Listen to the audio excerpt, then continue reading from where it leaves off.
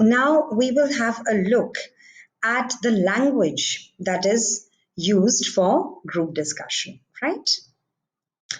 Now we have to first identify the functional language that is required for group discussion.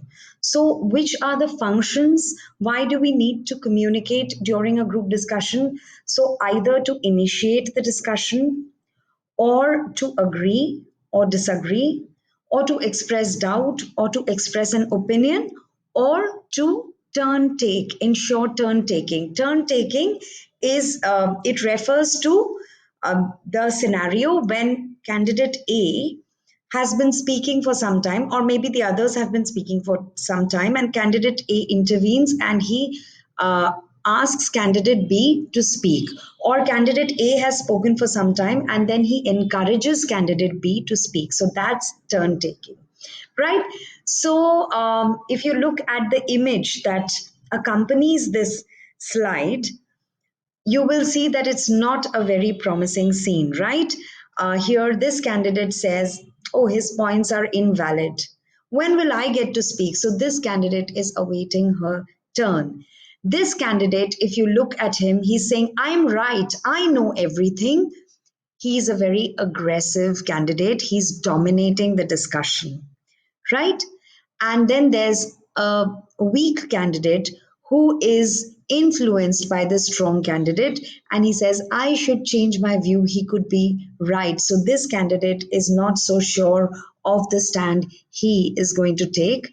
And there's this clearly disinterested candidate who is saying, I am not interested, she is bored. So these could be scenarios when the discussion is going wrong, when one candidate tends to dominate too much, and when there's this other candidate who just wants to simply disagree, and then there could be another candidate who is a reticent candidate who is reluctant to participate. So these could be the various scenarios, and for these scenarios not to come up, we have to make sure that the language that we are using for group discussion is appropriate, it is friendly, it's in the right spirit, and it reflects a positive attitude, right?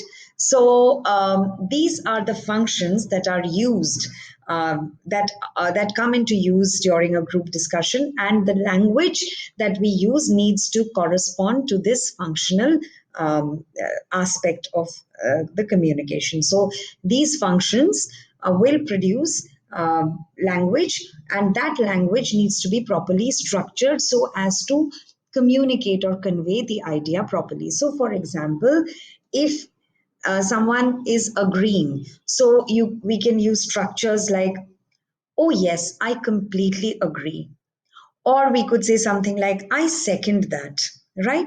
Or I'm with him. So these are ways of agreeing. So if you look up, there'll be a whole list of structures which express the function of agreement. Similarly, when you disagree, we have to make sure that we are not being too aggressive or impolite. We are not sounding, maybe we don't intend to be impolite, but we might sound impolite if we say something like, I don't agree, so it kind of gives a negative vibe. Instead, if we say something like, uh, right, maybe you have a point, but, so you are first acknowledging what the other person has said by saying, okay, you have a point, I see your point, but, and that is how you can put forth your point where you are differing from the previous candidate. So you're disagreeing, but in a friendly, polite manner, which does not offend anyone. Similarly, when you want to express doubt, instead of saying, I didn't understand, or this is simply not making any sense, instead of that, you can say something like, I have a doubt.